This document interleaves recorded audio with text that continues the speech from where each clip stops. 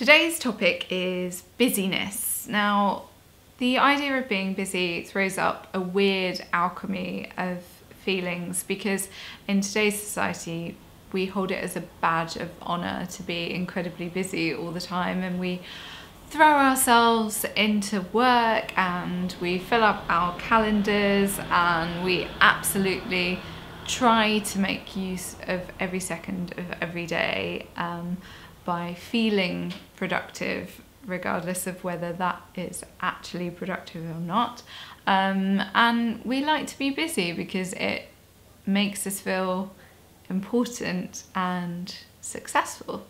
But there's also an emptiness in that if we aren't putting our time and energy into things that actually make us feel fulfilled. So I think the effect of social media and mobile technology and the internet plays into this as well, because it makes it much easier to multitask, and therefore that makes us feel even busier. And we do things like we keep multiple tabs open on our laptops and we sort of flip between different tasks at work to keep things interesting, and that makes us feel incredibly important. But what's really interesting is that's a complete illusion. Research shows that multitasking actually makes us achieve less, not more. And whenever we split our attention between different mediums, the information we receive gets catalogued and processed really poorly by our brains. So I'm not going to go too deeply into it, but the feeling of being really busy is both something that we really crave, but it also isn't helping us in the long run.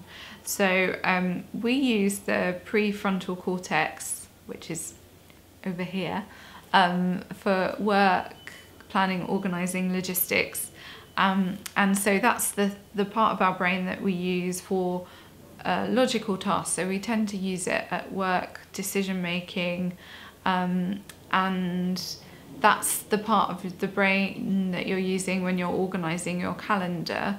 And it has this real Jekyll and Hyde quality to it, because it's your best friend if you need to make a decision or you need structure, but it's also highly motivated by novelty. So it has a novelty bias.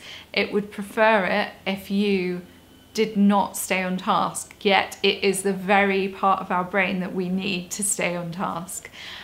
So if you have ever found yourself kind of desperately trying to focus, but then feeling the need to move off it and then feeling better when you move on to another project, that's exactly why. It's your prefrontal cortex, and it is motivating you to get hijacked by distractions all the time, because that is the part of the brain that will reward you. It releases opioids that tell you, yes, this is great, keep the variety coming.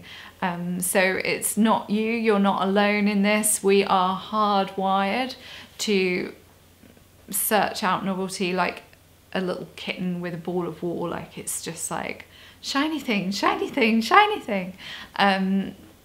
But that also works against us, because it means that we don't get as much done. So whenever you're trying to sit down and get something done and you're like, I'll text a friend, I'll watch some Netflix, I'll go shopping, there are algorithms specifically designed to create that activation in your prefrontal cortex. So this is how dating apps make you feel like you're working really hard at dating, because you're scrolling through all these different profiles and you're getting a little hit every time you look at someone else. You're like, oh yeah, I'm accomplishing so much here by looking through all these different people. But actually, are you achieving your goal with that dating app? No. It's not a coincidence that they make us feel slightly soulless at the same time as feeling like we're working really hard and we're achieving a lot by being on them. They're designed to work with the way that our prefrontal cortex operates. And yes, it's a tricky little devil. So instead of reaping the really big rewards that come from sustained focused effort, we instead reap empty rewards from completing 1,000 little sugar-coated tasks that make us feel like we've achieved a lot when really we've just been busy, but we've not achieved a lot. So we've established that there's an addiction to being busy, and multitasking produces adrenaline and cortisol in the brain, and it makes us want to load ourselves up with more and more and more work. It rewards us for doing that, and it makes us feel like we're growing and accomplishing more. But what are we missing out on when we do that?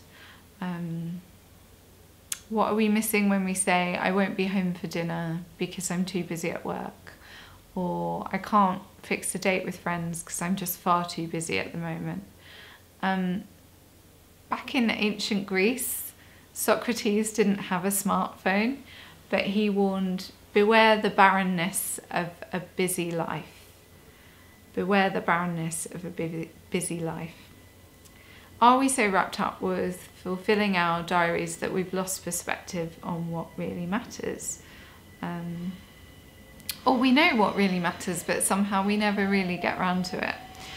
I'm going to give you an exercise now that's going to look at, in a very practical way, this idea of evaluating your time, so you can really decide for yourself what's most important for you and then work accordingly. So it's going to be completely individual to you, because everyone has a different amount of time that they feel comfortable spending on various tasks. So get your pen and paper handy, and to start, make a list of all the activities that you do in an average week. I'm keeping that quite vague because I don't want to limit what you think of as being an important activity, but it could be things like work, commuting, exercising, making meals, cleaning, seeing friends, seeing family, all the ways that you spend your time. If you could just write them in some categories, just list them, and there's no limit to the number of categories you can have. So it might be useful to hit the pause button here, and I will still be here when you press play again. Okay, so once you've got your list of the various ways that you spend your time, now take a clean sheet of paper and draw a big circle, and transfer those activities into your circle to make a pie chart. So I might have something like coaching in one section and hobbies in another, friends and family, and chores.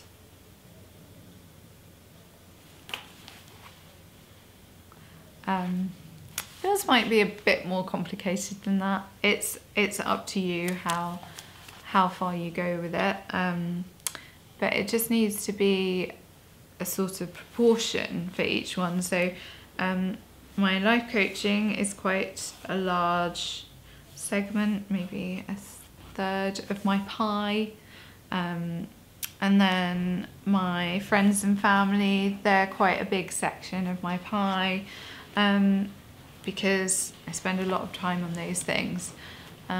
Yours might look completely different to mine, and that's fine.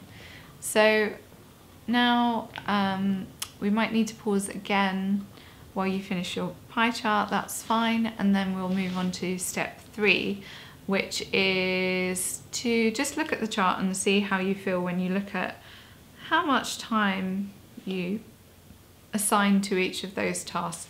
Do you feel like those proportions are actually in accordance with your goals? So if you spend 2/3 of your time at work, does that seem reasonable to you?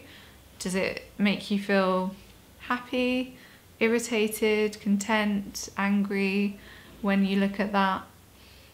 And then for the next step, step 4, with that feeling in mind, can you go back to your original list and rank each of those activities or ways you spend your time in order of how important they feel to you? So start with number 1 for most important, and then go down the list to the highest number, which will be the least important. So it might be that number 1 for me is my friends and family category. Number 2 might be my hobbies, and the last number on my list might be my household chores, because I don't like doing chores. So it should be completely individual to how you view things and what is most important to you. And then once you've ranked all of your activities and you're happy with the way that looks, bring that together with step 5, which is to redraw the pie chart. This time, instead of thinking about the amount of time that you currently devote to each of those activities, give number 1 the largest proportion of your pie, and the highest number, so the least important activity, should have the smallest slice of the pie. And then when you're done redrawing that, you might need to pause the video again, and when you're done, have a look at that pie chart that you've just drawn and compare it with the one that is the reality of how you spend your time and your energy, and see if they're quite similar. Then that's great, you're completely aligned with your own priorities. You spend the right amount of time in accordance to how much you care about each of those things.